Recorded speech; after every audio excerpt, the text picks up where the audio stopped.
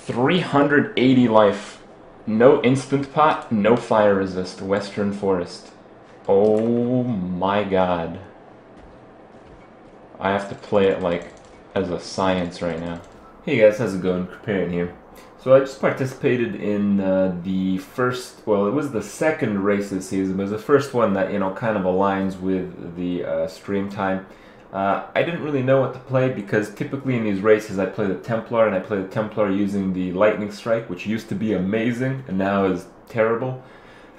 So I wasn't really sure. I didn't really want to do the Poison Arrow thing because Poison Arrow is pretty much a cheese fest for any 2 hours or less race, and maybe even further than that.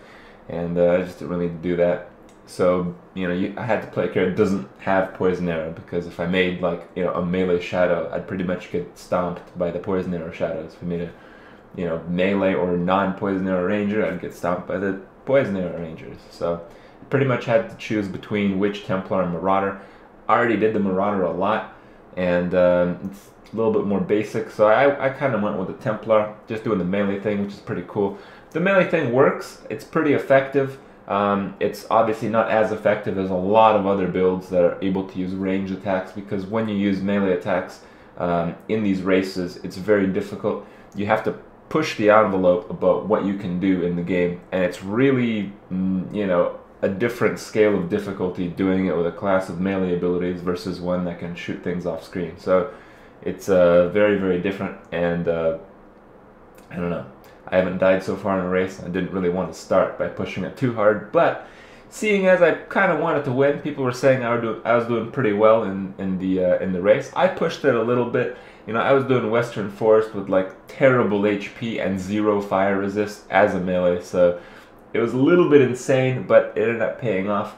I ended up winning. I'll show you guys the crown that you get if you get top of your class. So I was pretty happy with the results there. But there was the other side. I was kind of also disappointed that I won because I don't really practice 1 hour races. I did one practice run right before this, and that was it. Before this, I think I only did one other 1 hour race. So it's like the third 1 hour run I've done. I mean, I just winged it pretty much. I was using Infernal Blow. I've never even used Infernal Blow before. So it's just like whatever. Just whatever race. Pretty normal RNG. It started off really bad. Didn't have a two-hander until like level 4. Did Hellrake anyway. Did Brutus at like 10 or something because I screwed up and put a point into the Dex node rather than the Life node. I don't know, man. Just whatever. Ended up winning. I don't get it. So the competition was pretty low compared to what I'm usually used to. Usually I do get a really good performance in a race, and I still come really close. This time I didn't play that well. Didn't have that much practice, which is really the big, the main ingredient in these things, and still came out on top surprisingly. So the other thing is I kind of suspect that this has to do with the way they set up the races this time.